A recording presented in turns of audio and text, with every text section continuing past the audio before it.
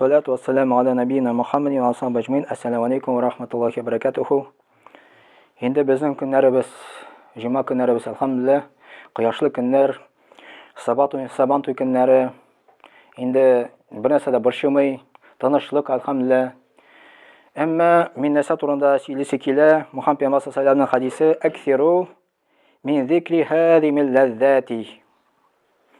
Ешрак дие, шушы дөнья ләззәтнең кисүчене ешрак уйлагыз ди. Ана сорадылар, нәрсә ул шушы дөньяның ләззәтнең кисүчене, ул әйтте, үлем диде. Рас, Мухаммад пәйгамбәр саллаллаху алейхи ва саллям шул турында уйлара кушты икән, демәк ул безгә аның турында уйлау бик күп файда китерә. Чөнки кеше дөньяда яши, дөньяга чумган, шуның исереклегендә оныта, Аллаһ турында оныта, ахират турында оныта, гунахлар турында оныта, кешенең хакына керә. Ни сәбәпле шулай? Чөнки Аллаһка ышанганы юк, кыямәт көненә ышанмый, шуның белән кеше хакына да керә, сугышларда үткәрә һәм башка кеше хакына кереп, Аллаһ Тәгаләнең хакын бозып яши. Мухаммад пәйгамбәр саллаллаху алейхи ва саллям шушы үлемне искә төшерегез ди. Ул безне уята, безне айната шушы дөньяның исереклегеннән. Шулай Аллаһ Тәгалә әйтә: "Куллу нафсин заиқатул маут." Һәр җан иясе ди үлемнең ачысын татыячак ди. Аллаһ Тәгалә Коръән-и Кәримдә әйтә, Әл-Имран сүрәсендә 185 аят. Аллаһ Тәгалә шушы аятта әйтми һәр бер җан иясе үләр дип. Аллаһ Тәгалә әйтә, татып кына карайчак ди. Ягъни шушы аяттан аныйбыз, менә без ашауны татып карыйбыз бит. Шулай кеше дә шушы үлемне татып карыячак һәм теге дөнья китеп барачак.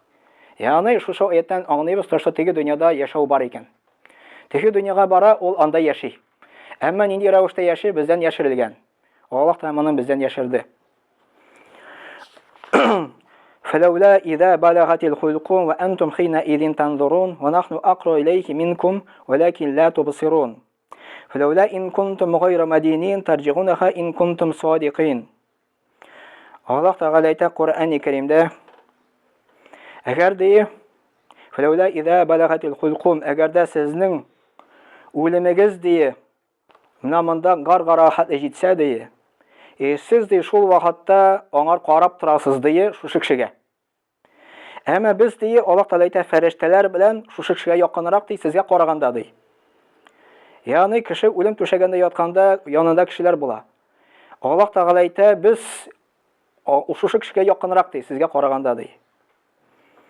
فلولا إن كنتم غير مدينين ترجعونها إن كنتم صادقين. Allah Teala ayta. Аны әгәрдә сез уйлыйсыз икән, siz теге дөньяга барып, Аллаһ каршында хөкем итмәячәген дип уйлыйсыз икән ди, алайса шушы җанны кире кайтарыгыз ди.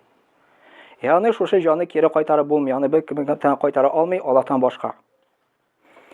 Шулай Аллаһ Тәгалә әйтә: "Ма тадри нафсун маза таксибу гада, ва ма тадри нафсун би ай ардин тамут." Берни җан иясе дә белми ди иртәгә нәрсә кәсеп иткәнен. Берни җан иясе дә белми ди кайсы җирдә үләчәген ди. Ягъни иртәгә нәрсә булачагын без белмәйбез, аны Аллаһ кына белә. Кайсы җирдә кеше үлә, аны бер кем дә белми, Аллаһ кына белә дигән инде. Шушы Коръәннән галимнар алганнар, кеше үлем вакытында бүленә 3 төркемгә. Беренчесе аль-мукаррабун, икенчесе асхабул ямин, өченчесе ад-далунул муказзибун. Ягъни Аллаһ Тәгалә моны безгә 3кә бүлгән инде. Беренчесе аль-мукаррабун, иң самый зур дәрәҗә. Аль-мукаррабун бу Аллаһ Тәгаләгә якын кешеләр. Якын кешеләр. Икенче дәрәҗә ул вакытта астарак, асхабул ямин, кем фарызны гына үтәде. Өченче дәрәҗә аль-далун муказзибун, кем Аллаһ Тәгаләнең динен ялганга тотты. Менә Аллаһ Тәгалә 3 төркемгә бүлә. Иң самый зур дәрәҗә аль-мукаррабун. Кем аль-мукаррабун? Аллаһка якын кешеләр. Ягъни кем Аллаһка якын кешеләр? Алар беренче фарыз намаз укый, Рамазанны ураза тота, кемнең мөмкинчелеге бар хаҗ кыла, но өстәмә тагын изгелек кыла. Өстәмә каты тырыша. Менә без бит инде дөньяда тырышабыз.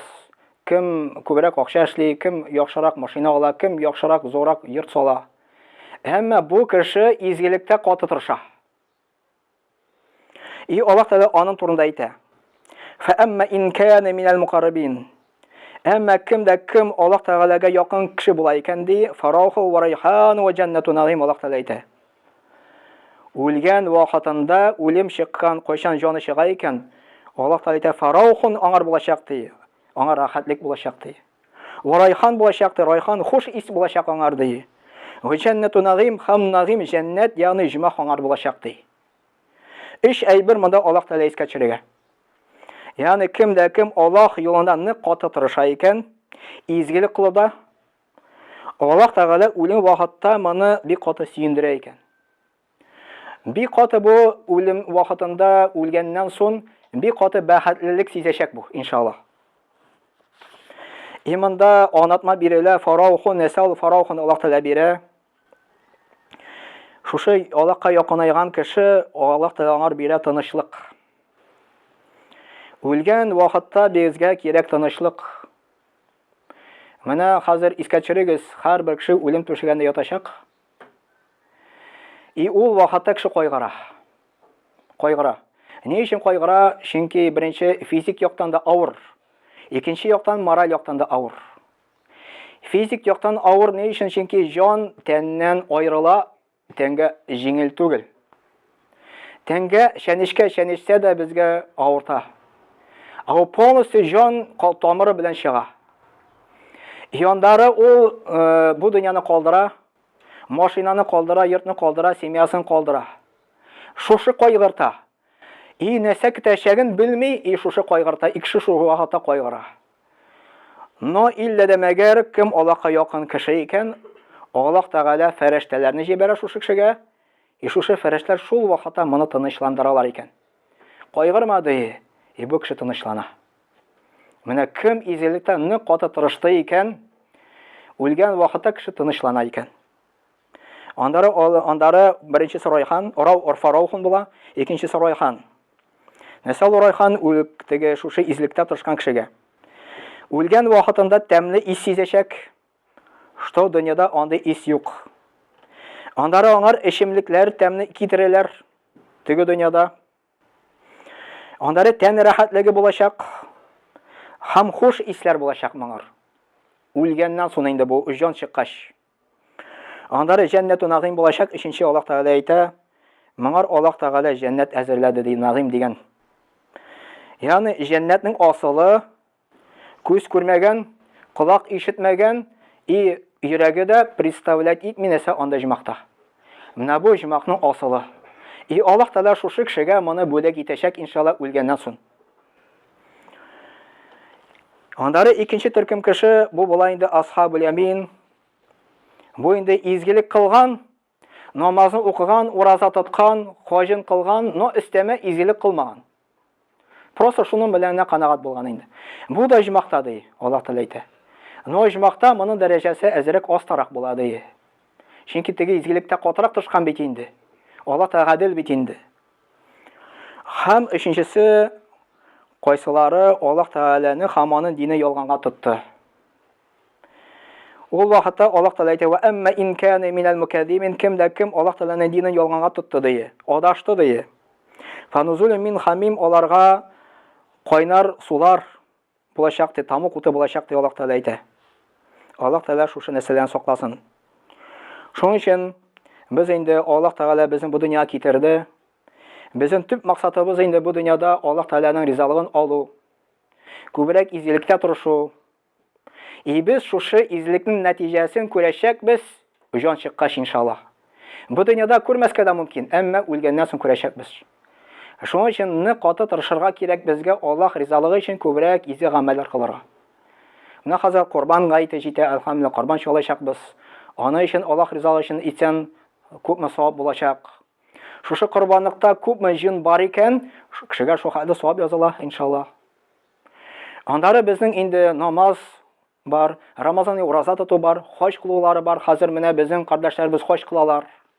Хаҗ кылган өчен, аны өчен җәннәттән башка бер нәрсә юк ди Мөхәммәд пәйгамбәр әйтте. Савый бала кебек анан кайта ди, гынахсыз диде. Шулай изгелек кылуда да монда керә кешеләргә ярдәм итү. Иң беренчесе әти-әнигә ярдәм итү. Әти-әни вафат икән, алар өчен дуга кылу, яратмауларын гөнаһларын кечер дип. Үзенең хатынга ярдәм итү, үзенең балаларыңны яхшы итеп тәрбияләү, күрше хакын үтәү, аннары туганны хакын үтәү, монда бөтенсе керә, бөтенсе изгелеккә керә инде. Ашлар үткәрү, садакалар бирү, монда бөтенсе шушы изгелекләргә керә. Инде Аллаһ Тәгалә безгә үзенең яраткан җәннәтләр насыйп әйләсен, безне тамак азаплардан сакласын. Ва саллаллаһу аля набiyina Muhammadin ва аля алихи ва сахбиhi ва